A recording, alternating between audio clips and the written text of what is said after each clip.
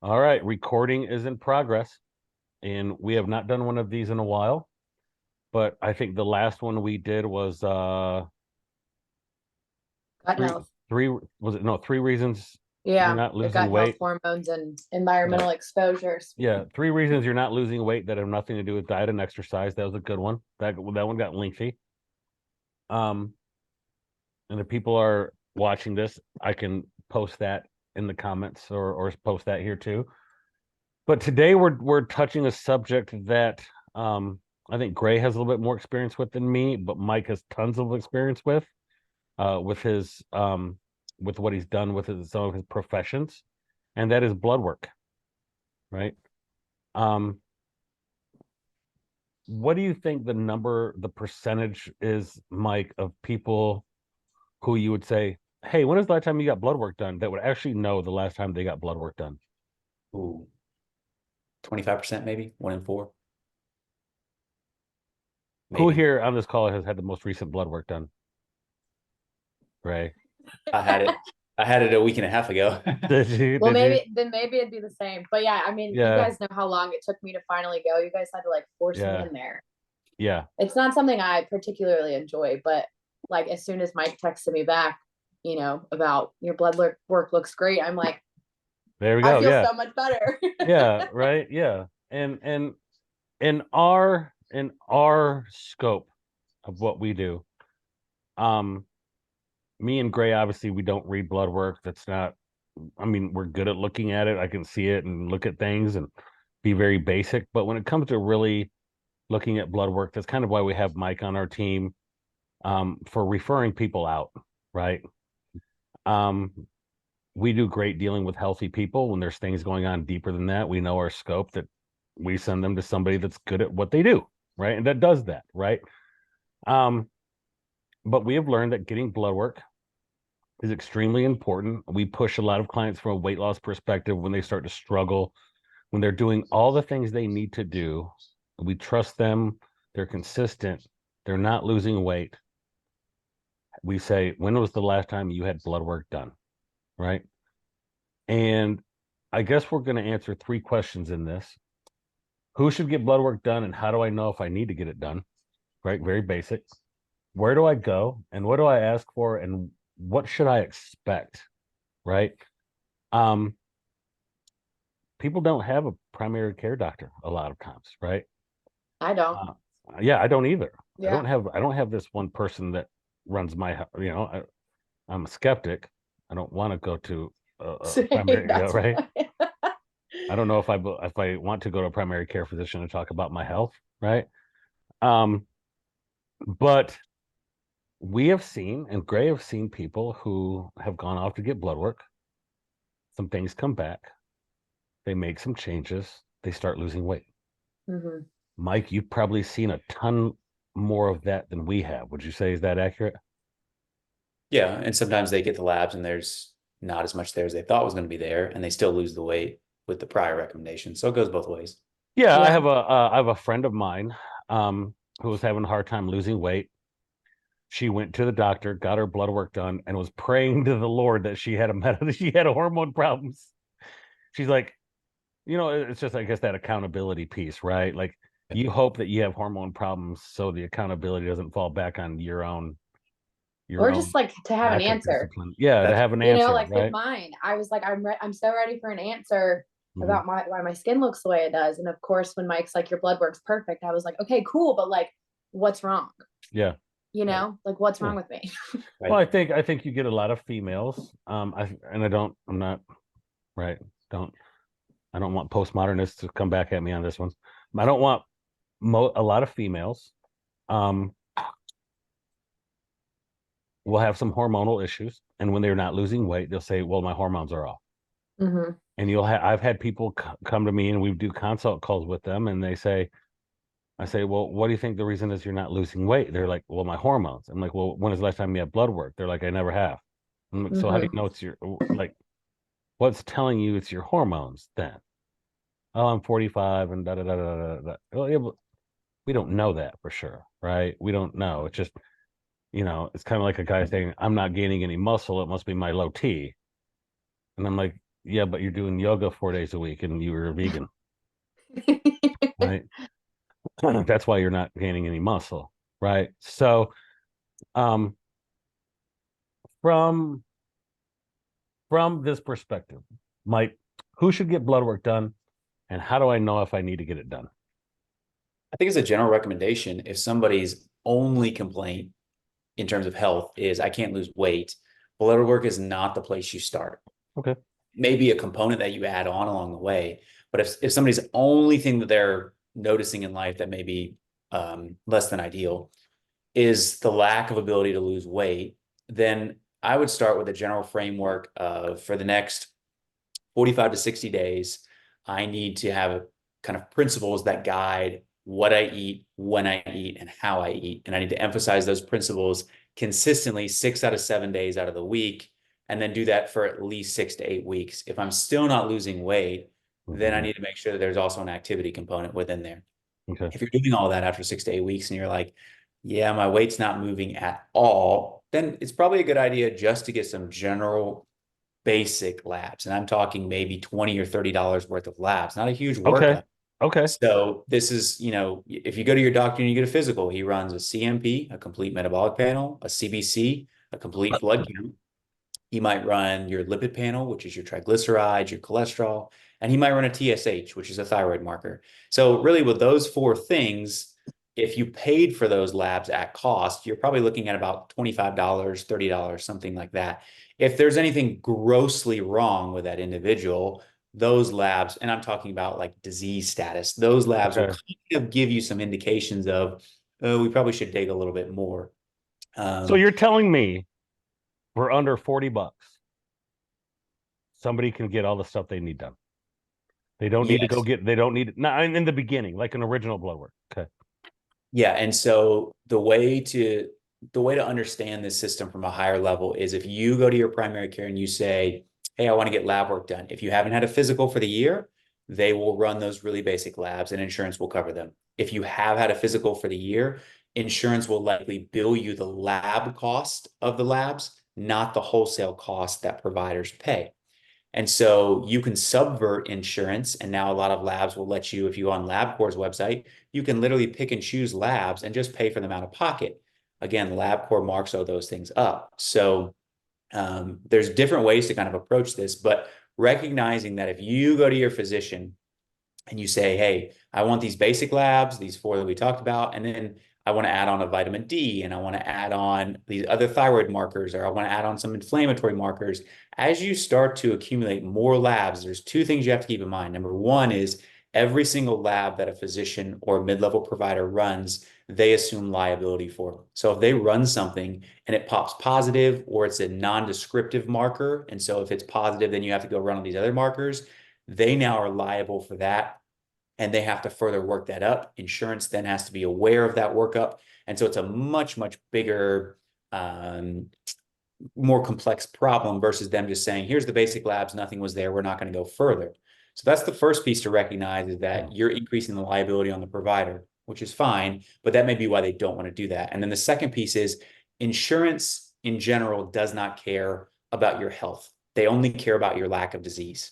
And so they're not really interested in, if you're subsisting and you're alive, they're not really interested in you really thriving, living this phenomenally good life.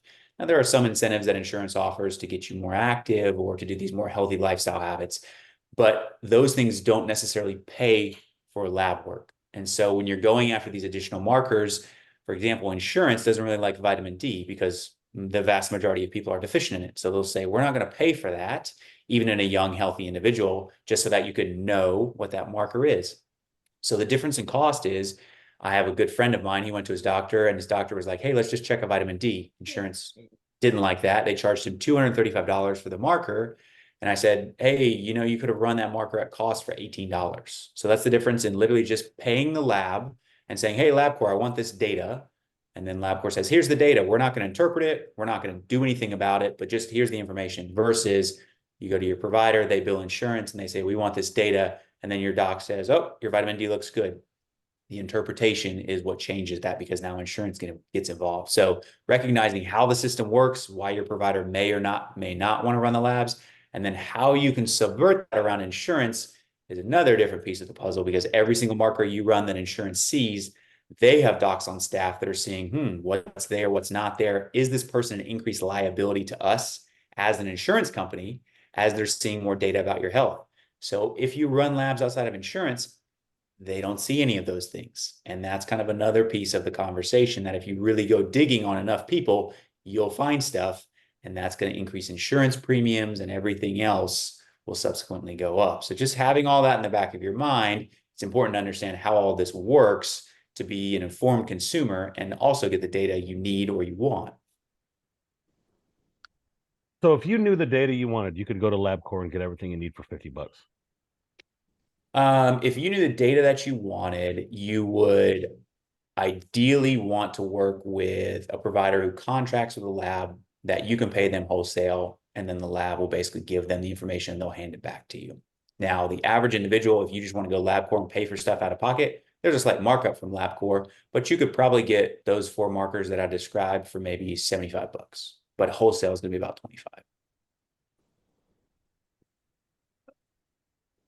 25. It almost leaves me dumbfounded about our insurance know. and the health medical or medical. The crazy thing about this too is, like, for example, I went to my PCP for a yearly physical.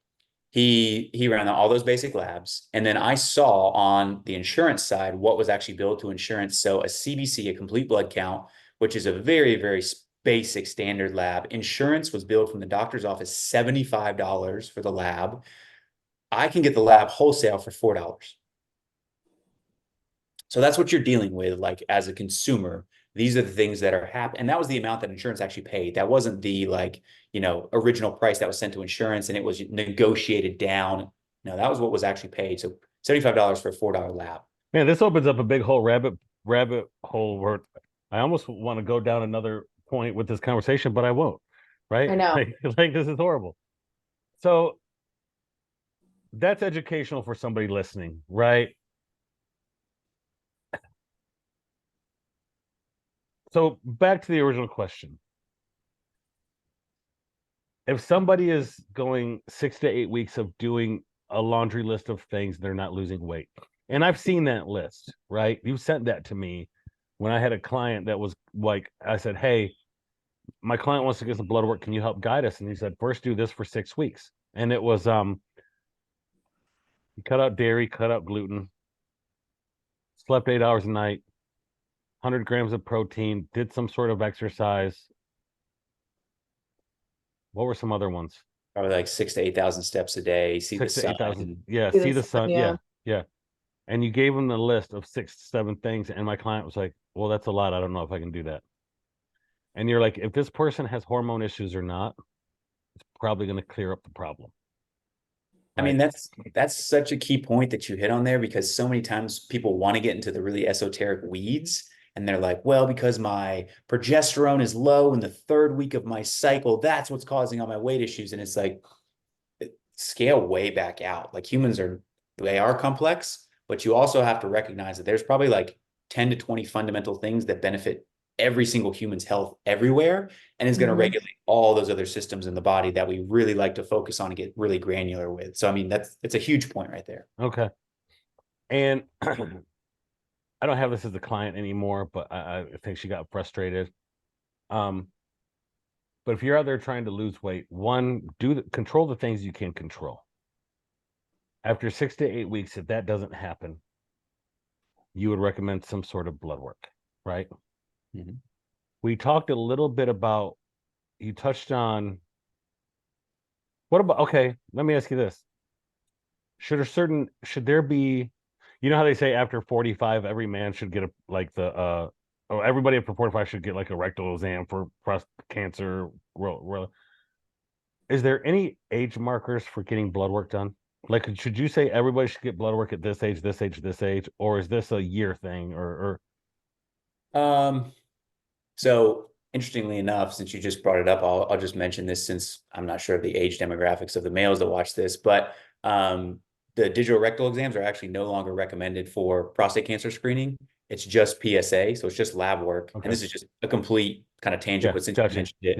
Yeah. So if you're a male watching, you can just monitor for pancreatic cancer or for prostate cancer with just lab work. Yeah. You don't have to go through that process, thankfully. But that's beside the fact. I would say for young females, it's definitely very beneficial for them to get a full thyroid panel. And when I say a full thyroid panel, a lot of times people say, well, I went to my doctor, he checked my thyroid. Again, look at the labs. He probably ran TSH. When I'm saying a full thyroid panel, TSH, free T4, free T3. Yeah, we've talked about that before, yeah. And also thyroid antibodies. So really, there's kind of like 5 big markers. There's a few more that you could really add on if you really wanted to get a good baseline, but run those 5 markers on your thyroid and see, what does that look like in my 20s? What does that look like in my 30s? Okay. Females are notorious for something called Hashimoto's thyroiditis, where you have thyroid antibodies. Yeah. So the immune system attacks the thyroid. And so I always would encourage female patients when they're young, even in their 20s, if their chief complaint had nothing to do with their thyroid, I would always say, hey, if you want to run these thyroid antibodies, it's $14 to run both the thyroid antibodies.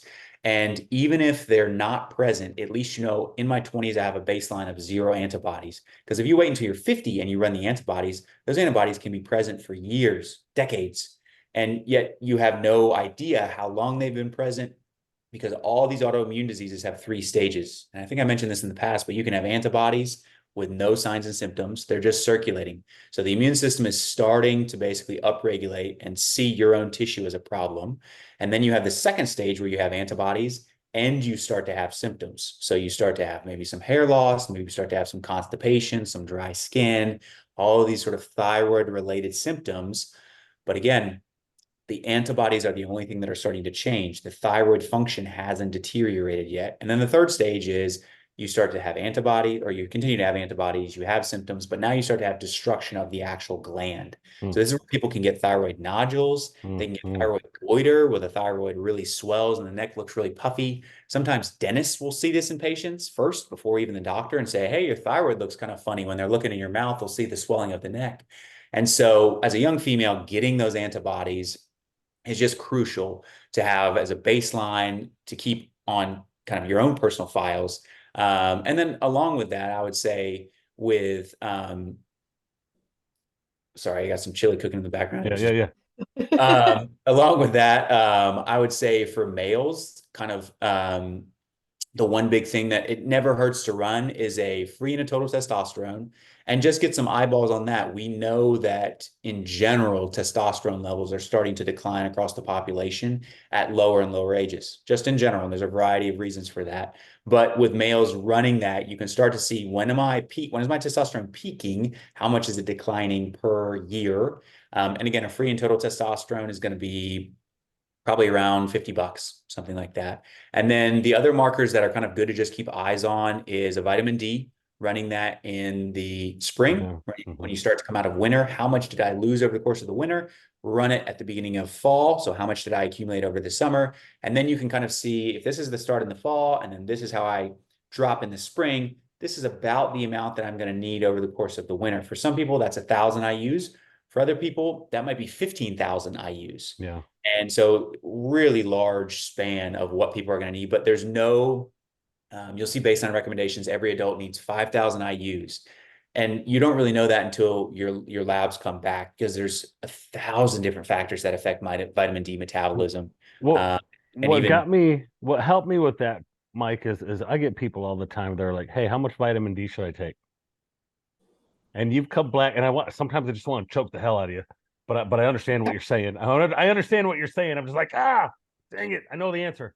You'll be like, well, it's hard to tell without their blood work. And I would say, as a, if somebody's like, well, just give me a number, spit out a number. It's like, okay, you could take between probably 3,000 to 4,000 IUs for most adults. And provided you're not low, that'll probably be okay over the course of a winter. So if you're like, well, I don't want to spend the money on the vitamin D. Okay, you can start with that. You're probably not going to go toxic in vitamin D overload, since it's stored in fat tissue. But for other people, they're like, well, I take 3,000 IUs and I don't notice anything. Well, yeah, you might be a 10 or 12,000 IU person. You don't get outside much. Yeah. You're deficient in magnesium, all the other cofactors that you need to synthesize vitamin. So many other things going on there. Yeah. Maybe you don't have a gallbladder, so you can't digest fat-soluble nutrients. I mean, now the window starts to really expand upon what we're considering in this whole conundrum. So you're right. Because I mean, you tell somebody 3,000 to 4,000 IUs, and that's a general thing. They're like, they'll come back 2 months later and be like, well, it didn't help. Right. Well, because we don't know, right? This is just, if you're not getting blood work done, I'm just going to give you a general recommendation, right? You're giving them ranges. You know, we talked a little bit about where do I go, right? And that's working with a primary care physician Yep. that can help you get those labs done, right? Or the other thing is, if you don't have a primary care, like you and Grace said, Yeah. there's a website called anylabtestnow.com. You can literally go on there, buy whatever labs you want. It spits out a requisition, like a digital requisition that you take the lab for. They scan it and it'll say self-pay. Other than that, insurance isn't involved. No one else is involved. You pay them. They give you the requisition. You go to the lab. Problem solved. And that's about $75 worth of stuff. Give or take. Yep. All right. You know how Which many is better people, than one test for 250. yes, you know how many people I know that I'm like, hey, if you want to find out what's going on, we have some people that can help you look at those numbers, right? He can say, go to that website,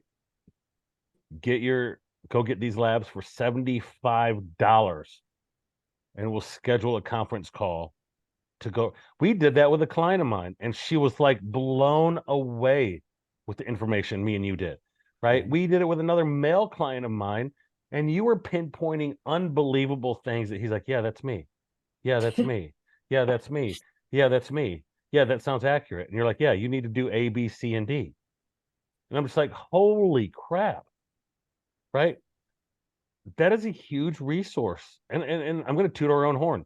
That's a huge resource we provide for people.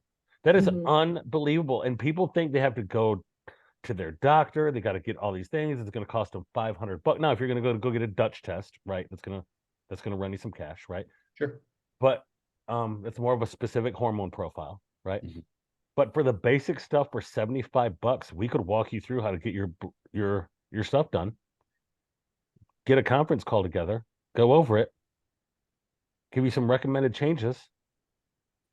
That's a huge. I don't think I even understood the power in that until this conversation.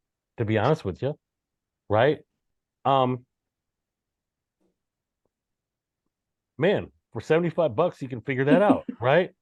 And and one thing, and I'm gonna toot a little bit more of our own horn too. We're gonna start you out with very basic things that you can do, right? Like if somebody comes to us and it's a 30-year-old male and his his testosterone levels are 250, right? Well, if he takes that to a doctor, most doctors are going to be like, yeah, we're putting you on 200 milligrams of SIP twice a month, right? We're not going to do that to you. We're going to say, hey, do A, B, C, and D first to raise those testosterone levels up naturally, and then we'll address other things, right? Um, it's like the people that, before you go get on all these hormones, and you're a female that thinks you got hormone issues. Are you exercising? Are you in the sun? Um, all of those things. So I think that kind of answers the where do I go and what do I ask for and what should I expect? All with, I feel like all three of our questions kind of got answered in that conversation, Yeah. right? Yeah.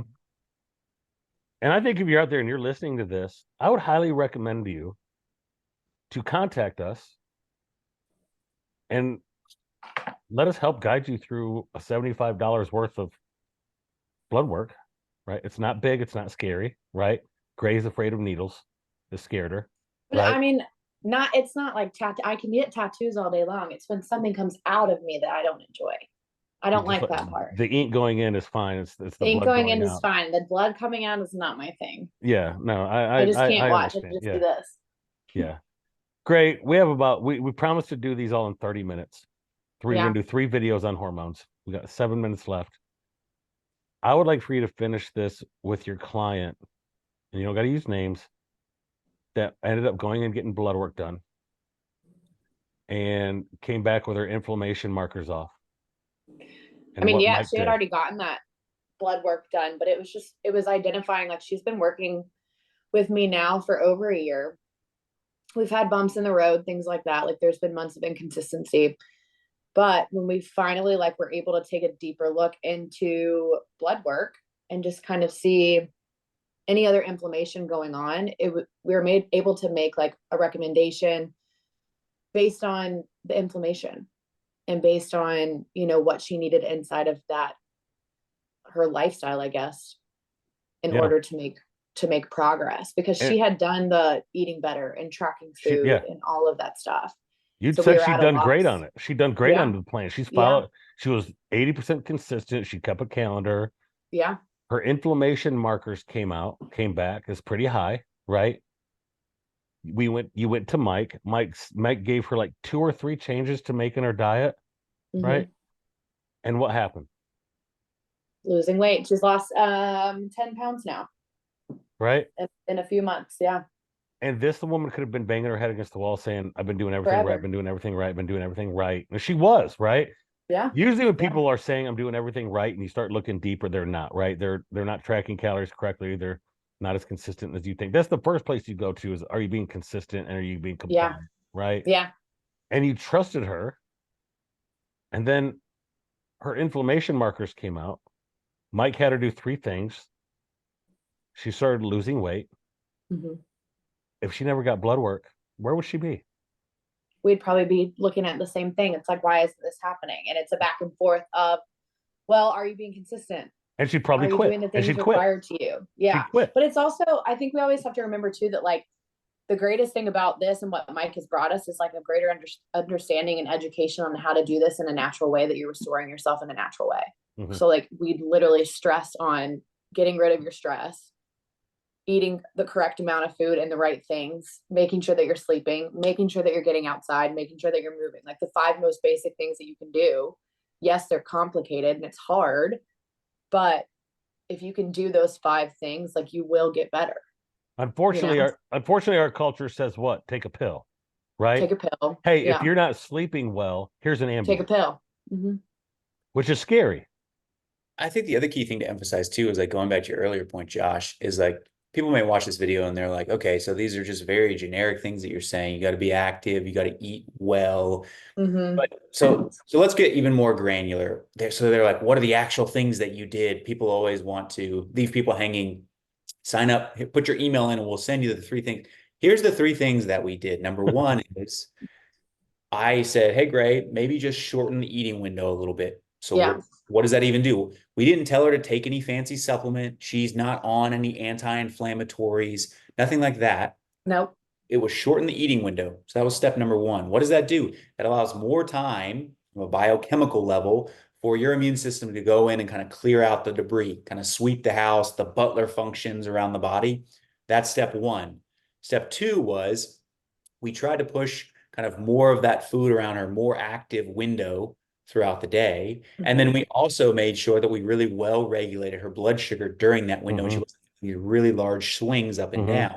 Right. Because when you have those huge swings, that turns on the kind of stress response within the body, that dumps a lot of chemical cytokines or chemical messengers, and that can drive inflammation even further. The big picture is if you are inflamed for, it could be 10,000 different reasons. We don't know why, but if you are inflamed, that tends to make you less insulin sensitive. And insulin is the hormone that tends to hold on to body weight. So when insulin is high, your ability to actually mobilize fatty acids to burn fat is low, and vice versa. And so in the bodybuilding world, we're always told when insulin is high, we're not burning fat. correct. But you are building muscle. But Insulin yes, is you are. very anabolic. Oh, yes, it is. So everybody loves that piece of the conversation. Yeah. But the key is you need to have swings in insulin. And so insulin needs to be high after you eat to help get that sugar out of the bloodstream and then come back down. But if you're constantly staying inflamed, the body says, hey, we don't want all this excess sugar here right now. And so we're just going to keep that in the bloodstream so that insulin stays high because it's like, we can't get the sugar out of the bloodstream. And so as a result, then you kind of have this blockade. So those were the 3 actual things that we did. It's not rocket science, but when you understand the mechanisms and the pathways behind it, you can start to see how this starts to unravel. And then subsequently, 6 to 8 weeks later, she's like, oh my gosh, why am I losing weight now all of a sudden? Yeah. Because you shifted the biochemistry with I'm so happy for her. you I'm just not happy for her. what you take. Yeah. And we I'm didn't just- change her calories at all. Like her calories have been the same. We had previously like adjusted fats and adjusted carbs to see if the body would respond in different ways with that. It didn't. So then we shortened the eating window. The calories, the carbs, the protein have stayed the same, and she's losing weight at a very healthy, sustainable rate. And if we ended up cutting her calories more and cutting her, that's just more stress on the body, more stress on the body, Exactly. That's which is why she would always driving get more frustrated. inflammation higher, right? Yeah. Because me She and would Mike always have get worked with frustrated and be somebody. like, what? Me and Mike have worked with somebody who we drove their calories back up 40 calories.